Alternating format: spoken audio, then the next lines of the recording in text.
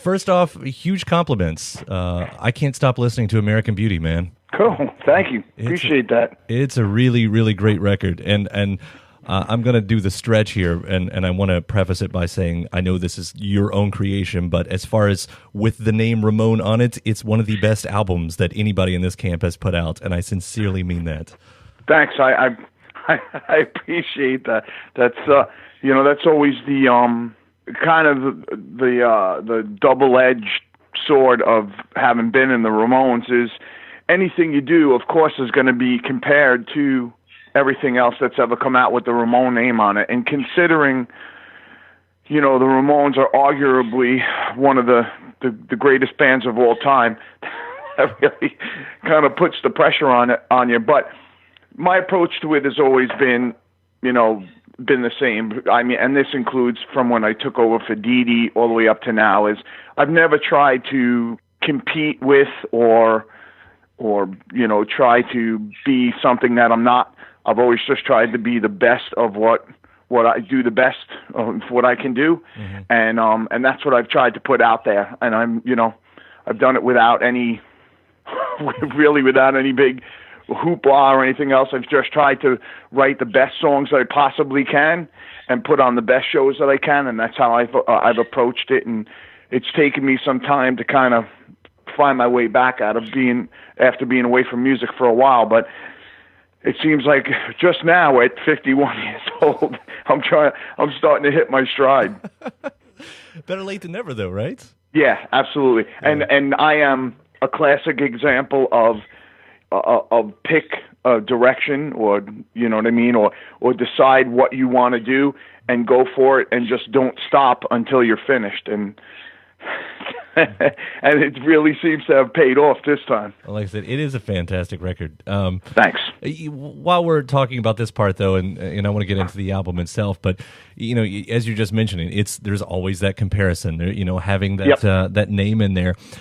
On the other side of it, and especially with the way the album kicks off with "Let's Go," I mean, do you find it as any kind of weight or something that you have to do to carry that torch with whatever expectations are out there? The only thing I have to do is make it worthy of the name, right? Mm-hmm. That doesn't mean that I necessarily have to play Ramone sounding music. It doesn't, necessarily mean that I have to have the right haircut and wear the leather jacket and all that stuff. All of that stuff to me is just surface kind of not really important stuff. Mm-hmm. But the one thing that is important, and the one thing I take most seriously, is that what I put out is worthy of the name.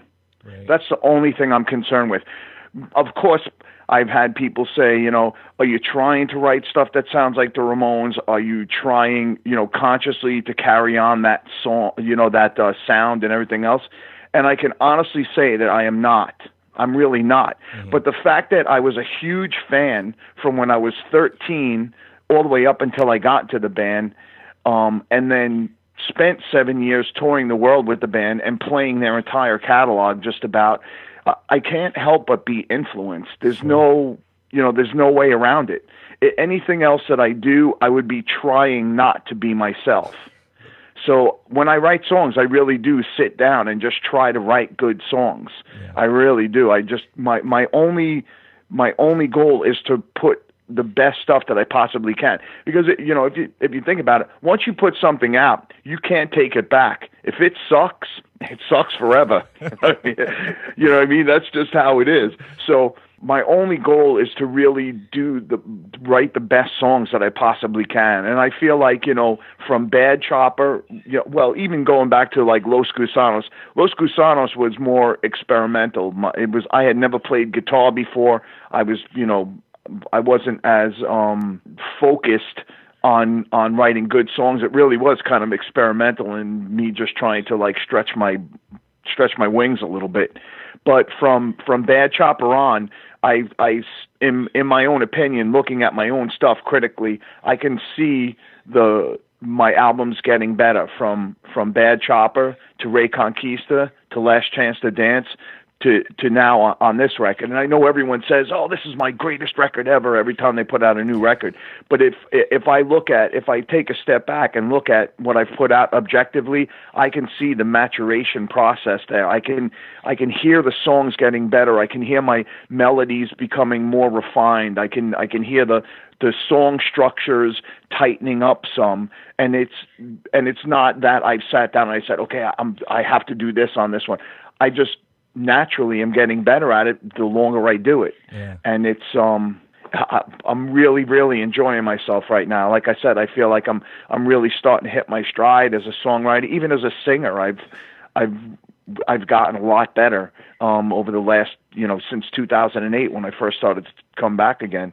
So I'm really enjoying it. Yeah. I really am. And I can hear all of that. You're talking about learning guitar, just a few years ago. These songs here, when you're writing them, did they start on the guitar, or do you still start with the bass or something? Pretty much everything I write starts on acoustic. Mm-hmm. I have a thing of if it sounds good on acoustic, it's going to sound good on electric. Right. And the songs that I write on this album in particular, there's one song that I wrote for Tommy Ramone called "Tommy's Gone," that I knew when I was writing it that it was going to be an acoustic song. I knew immediately it wouldn't have the power and impact if I played it electric.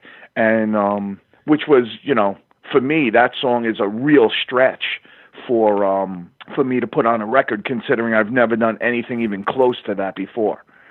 But I write everything on acoustic.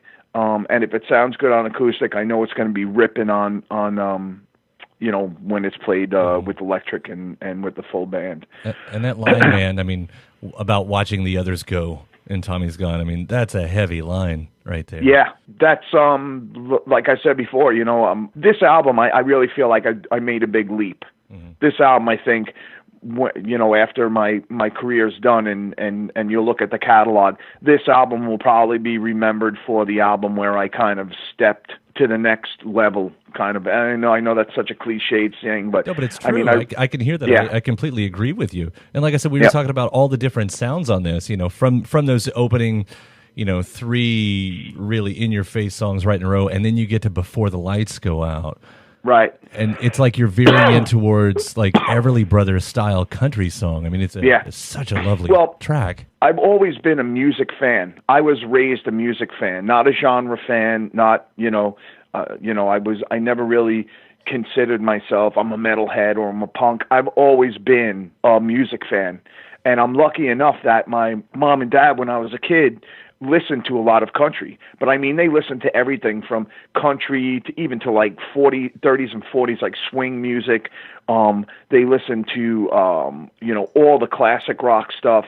I came up in a very musically mixed environment, and the beautiful thing, the one thing I really like the most about this record is, without thinking about it, without planning it, I'm hearing influences in what I'm doing that really after I sat down and listened to the record, just really surprised me a lot.